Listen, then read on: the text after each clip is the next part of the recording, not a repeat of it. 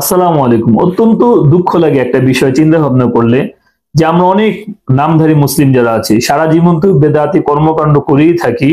এমনকি আমরা যখন মৃত্যুবরণ করি, একজন মানুষ দুনিয়া থেকে বিদায় নিয়ে চলে যাচ্ছে, তার একটা অন্তিম মুহূর্তের মধ্যেও আমরা বেদাতি কর্মকাণ্ড করি। এই জিনিসটা আমাকে অনেক বেশি ভাবায়। এই জিনিসটা আমাকে অনেক বেশি দুঃখ দেয়।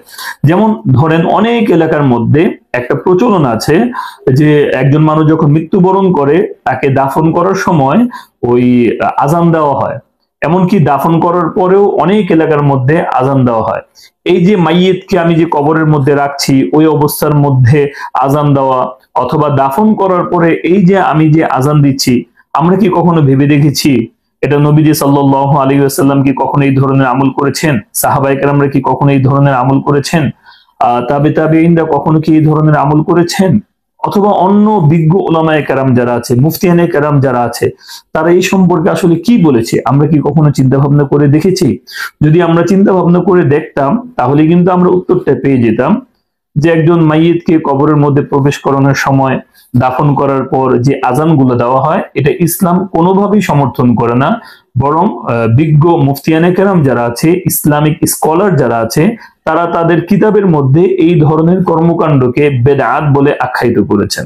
এটি আমার কোনো কথা না, আমি আপনাদেরকে সরাসরি দলিল দিয়ে দিচ্ছি যে ফতুয়া শামির মাতলাবু ফি দাফনিল মাইয়িতি, আপনি যদি এখানে দেখেন তো এই জায়গার মধ্যে ইবনে আবিদিন শামি রাহিমাহুল্লাহ উনি লেখেন লা ইয়াসুন্নুল আযানা ইনদা ইদখালিল মাইয়িতি ফি কবরিহি কামা হুয়াল মু'তাদ আল আন, যে মাইয়িতকে কবরের মধ্যে রাখার সময় আজান দেওয়া এটা সুন্নত নয়, যেরকম এখন বহুত বর্তমানে অনেক জায়গার মধ্যে বিষয়টি দেখা যাচ্ছে, এটা সুন্নত নয়। ওয়াকাদ সাররাহা ইবনু হাজার ফি ফাতাওয়িহ আন্নাহু বিদআতুন, ইবনে হাজার আসকালানী রাহিমাহুল্লাহ তার ফতোয়ার মধ্যে স্পষ্ট করে দিয়েছেন আন্নাহু বিদআতুন, এই ধরনের কর্মকাণ্ড হচ্ছে বেদআত। এটা আমার ফতোয়া না, ইবনে হাজার আল আসকালানী রাহিমাহুল্লাহ তার ফতোয়া। শুধু তাই না, আপনি যদি ফতোয়া শামি আরো পড়াশোনা করেন, আরো দেখেন, তাহলে এই ফতোয়ার নির্ভরযোগ্য কিতাব ফতোয়া শামির আরো বিভিন্ন জায়গার মধ্যে এই মাইয়িতকে কবরে রাখার সময় দাফনের পরে এইখানে যে আজান দেওয়া হয় ওই সম্পর্কে ইবনে আবিদিন শামি রাহিমাহুল্লাহ অনেক আলোচনা করেছেন।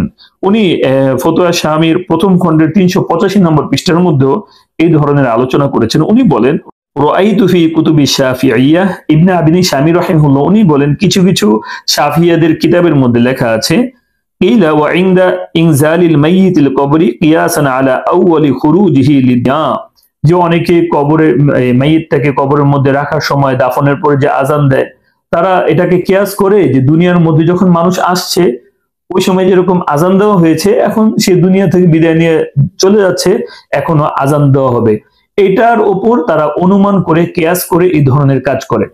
এরপর ইবনে আবিদিন শামি রাহিমাহুল্লাহ উনি উল্লেখ করেন লাকিন্নাহু রাদ্দাহু ইবনে হাজার ফি শারহিল উবাব, কিন্তু ইবনে হাজার আল আসকালানী রাহিমাহুল্লাহ শারহুল উবাবের মধ্যে এই ধরনের কর্মকাণ্ডকে দৃঢ়ভাবে প্রত্যাখ্যান করেছেন।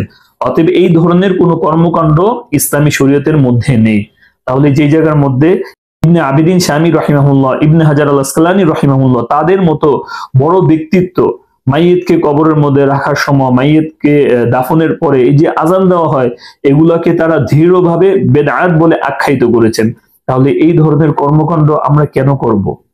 তো যেহেতু সারা জীবন আমরা কি করেছি না করেছি এটা অন্য হিসাব, কিন্তু কমসে কম আমি মনে করি একটা মানুষ দুনিয়া থেকে চলে যাচ্ছে, বিদায় নিয়ে গেছে, ওই সময় আমি কেন বেদাতি কর্মকাণ্ড করব?